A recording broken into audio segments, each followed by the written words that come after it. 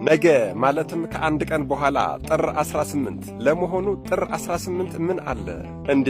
አላወቃችሁም እንዴ?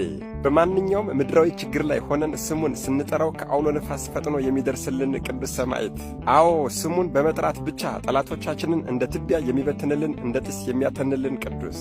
እጅግ በጣም ይገርማል እኮ። በበሽታም ቢሆን በሐዘንም ቢሆን በችግርም ቢሆን በማንኛውም ምድራዊ ጭንቅ ላይ ሆነን በእስር ቤትም ቢሆን በጦርነት ሜዳም ቢሆን በፍርድ አደባባይም ቢሆን በወራጅ ወንዝም ቢሆን በመርከብ ላይ ቢሆን በአየር ላይ ቢሆን ክፉ ሰው ቢገጥመን፣ ሽፍታ ቢገጥመን፣ ክፉ አውሬ ቢገጥመን፣ እሳት አደጋ ቢደርስብን፣ እንዲሁ በማንኛውም ጭንቅና ችግር ላይ ሆነን ስሙን 3 ጊዜ ስንጠራው ማለትም አምላከ ጊዮርጊስ እርዳን፣ አምላከ ጊዮርጊስ እርዳን፣ አምላከ ጊዮርጊስ እርዳን ብለን ስንማጸነው እንደ አይን ጥቅሻ ከአውሎ ነፋስ ፈጥኖ በመድረስ ከችግራችን የሚያላቀቀን ሊቀ ሰማዕታት።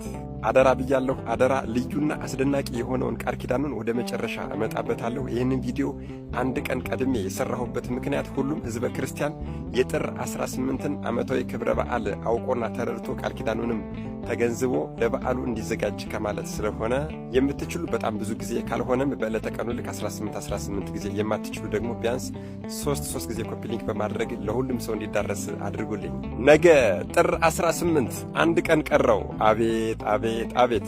እንኳን አደረሳችሁ። በእውነት በሰባዎቹ የዓለማችን ምሕረት የለሽና ጨካኝ ነገሥታት መካከል ለ7 ዓመታት ያክል እየሞተ እየተነሳ የክርስቶስን ወንጌል የሰበከ ቅዱስ ሰማዕት፣ ሆድ በጥብጦ አንጀት ቆራርጦ የሚጥል የተለያየ አስማተ ሰይጣን የተደገመበት መርዝ እያመጡ ቢያጠጡና ቢግቱትም እርሱ ግን በአምላኩ በእግዚአብሔር በመታመን መርዙ ላይ እያማተበ እየጠጣ እንደ ፀሐይ እያበራ እነዚህን መሰሪና ጠንቋዮች አስማተኞችም መሬትን በእግሩ እየረገጠ ጸበልን እያፈለቀ እያጠመቀ ወደ ክርስትና ሲመልስ የነበረ ድንቅ ሰማዕት፣ ጨካኙና ክፉ ከሃዲው ዱዲያኖስና ሰባዎቹ ነገሥታት የመድኃኔ ዓለም የኢየሱስ ክርስቶስን አምላክነት አሳየን አስረዳን ቢሉት የደረቁትን እጽዋት አለምልሞ የለመለሙትን እጽዋት ደግሞ አድርቆ ከሞቱ ከ480 በላይ ዓመት የሆናቸውን ሙታንን አስነስቶ መድኃኔ ዓለም ኢየሱስ ክርስቶስ እውነተኛ አምላክ እንደሆነ ያስመሰከረ ታላቅ ሰማዕት፣ ጨካኙ ንጉሥ ዱዲያኖስ በእንጨት ላይ ቢያሰቅለው፣ ሥጋውን በመቃን ቢያስፈትተው፣ ረጃጅም የብረት ችንካር ያለበት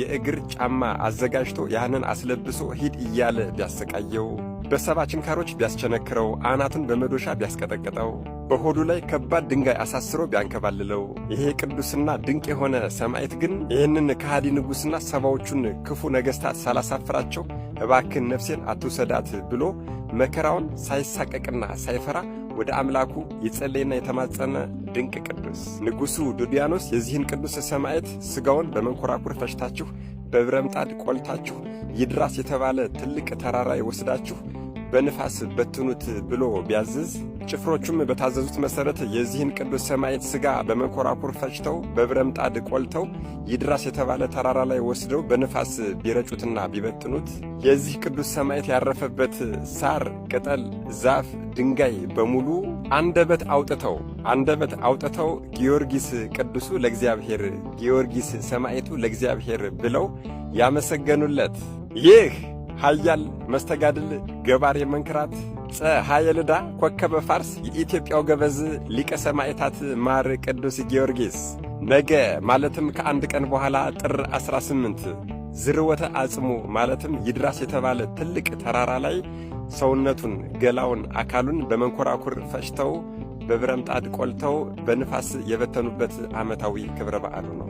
ሊቀ ሰማዕታት ገባሬ መንክራት ኃያል መስተጋድል ቅዱስ ጊዮርጊስ ማንኛውም ሰው ወንድም ሆነ ሴት ትንሽም ሆነ ትልቅ ቢታመሙ፣ ችግር ቢደርስባቸው፣ በመከራ ቢወድቁ፣ በፍርድ አደባባይም ቢቆሙ፣ በወህኒ ቤትም ቢታሰሩ፣ በጦርነትም ቢሆን በባህር በወራጅ ወንዝም በመንገድም ቢሆን በክፉ ሰው እጅ ላይ ቢወድቁ፣ ሽፍታም ቢያገኛቸው፣ አውሬም ሊበላቸው ቢል፣ የእሳት አደጋም ቢደርስባቸው ወይም ደግሞ ክፉ አሟሟት ቢገጥማቸው፣ እንዲሁ በአጠቃላይ የሰው ልጆች በምድር ላይ በሚገጥማቸው በማንኛውም ችግርና ስቃይ መከራ ላይ ቢወድቁ ስምህን ጠርተው 3 ጊዜ ቢማጸኑ አምላከ ጊዮርጊስ እርዳን፣ አምላከ ጊዮርጊስ እርዳን፣ አምላከ ጊዮርጊስ እርዳን ብለው ቢጸልዩና ቢጮኹ ቢማጸኑ ያን ጊዜ ፈጥኜ ደርስላቸዋለሁ፣ እራራላቸዋለሁ፣ አድናቸዋለሁም ለጠየቁት ጥያቄና ጸሎትም ቶሎ መልስን እሰጣቸዋለሁ የተባለ ሊቀ ሰማዕታት ስለ ስሜ የደረሰብህን መከራና ያገኘህን ስቃይ በሙሉ የሚያወሳውን የገድልህን መጽሐፍ የጻፈ ያጻፈ የሰማ ያሰማ የተረጎመ ያስተረጎመ ገዝቶም ሆነ አስፎ በቤቱ ያስቀመጠ ስሙን በሕይወት መጽሐፍ እጽፈዋለሁ፣ ኃጢአቱንም አስተሰርይለታለሁ፣ የአንተ ልጅም አደርገዋለሁ። ምን ይሄ ብቻ በአንድነትም ከአንተ ጋር አኖሯለሁ፣ ለዘለዓለምም አልጥለውም የተባለ በአንተ ስም የተማጸነውን ሴትም ይሁን ወንድ ልጁን በአንተ ስም የሰየመውን የተባረከ የተቀደሰ ልጅ አድርገዋለሁ፣ እስከ ዘላለምም ከእርሱ ጋር እኖራለሁ። የአንተንም ስም ይዟልና በየጊዜው ደስ አሰኘዋለሁ።